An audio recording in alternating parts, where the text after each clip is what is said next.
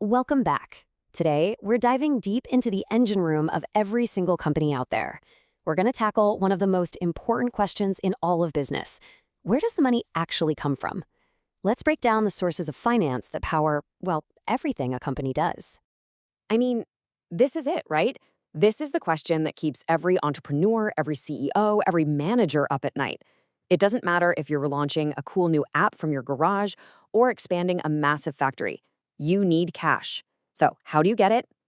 Let's find out. And you really can't put it any better than that. Think about it. Finance truly is the lifeblood of a company.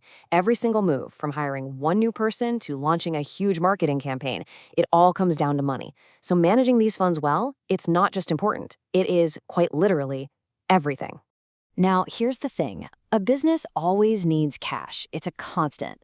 But the reasons it needs that cash, well, they're always changing. This is definitely not a one-size-fits-all kind of problem. And this is where we really get to the heart of it. The kind of money a business needs depends completely on the timeline. Are you trying to pay this month's electricity bill? Or are you building a new headquarters that you expect to last for the next 50 years? The answer to that question changes everything. So, this leads us to two main buckets, two primary categories of finance, and it all boils down to that timeline we were just talking about. Are we looking at the short term, or are we thinking about the long term? And this lays it out perfectly, doesn't it? On one side, you've got your short-term funds. This is your operational fuel. It's for things like payroll, rent, buying supplies. Basically, this is the money that keeps the lights on from one day to the next. But then, on the other side, you've got your long-term funds. This is for building the future, buying that huge piece of equipment, developing a game-changing new product, or expanding into a new country. Put simply, one is for surviving and the other is for thriving. Okay, so let's zoom in on that first category. What exactly are we talking about when we say short-term finance? It's pretty much what it sounds like, right? This is the cash you need to handle the nitty-gritty, the day-in, day-out grind of running the business. This is the money that covers all those immediate, recurring costs. And listen, the stakes here could not be higher. You can have the best idea, the best product in the entire world, but if you can't pay your employees next Friday, you are in deep, deep trouble. The source material puts it bluntly. If you run out of these funds, it can lead to the shutting of business operations. It's a straight-up existential threat. So quick recap on this part. When you hear short-term finance, I want you to think immediate survival. It's the essential, absolutely non-negotiable cash flow that just keeps the doors open. All right, so if short-term finance is all about staying afloat today, how does a business actually grow? How does it build for tomorrow, next year, the next decade? Well, that's where we step into the world of long-term finance.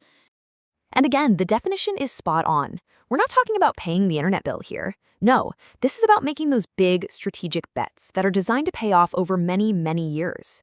It's the kind of capital that fundamentally changes the entire size and scope of your business.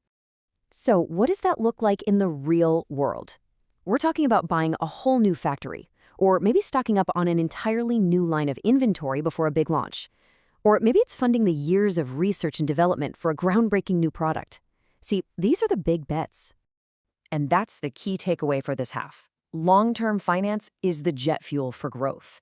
It's all about investment. It's the money that's going to take a business from where it is today to where it dreams of being in 5, 10, even 20 years from now.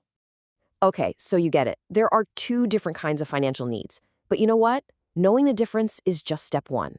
The real challenge, the big decision, is choosing the right source of money to meet that specific need. Because, and this is so important, there's no single best way to get funding. A bank loan, selling shares of your company, getting money from venture capitalists, every single one of those options comes with its own set of rules, its own costs, its own strings attached. It makes the decision really, really complex. And this image just nails it, doesn't it? The ultimate goal of financial management is precision. It's hitting the bullseye. It's about perfectly matching the type of funding to what the business actually needs. I mean, you wouldn't use a 30-year home mortgage to buy your weekly groceries, right? And in the same way, you shouldn't use a short-term line of credit to build a factory. It's all about using the right tool for the right job. So we'll leave you with this to chew on. Now that you have this framework, thinking about short-term survival versus long-term growth, if you were launching your own business tomorrow, what would be the very first financial decision you'd have to make? That's all for this explainer. Until next time, stay curious.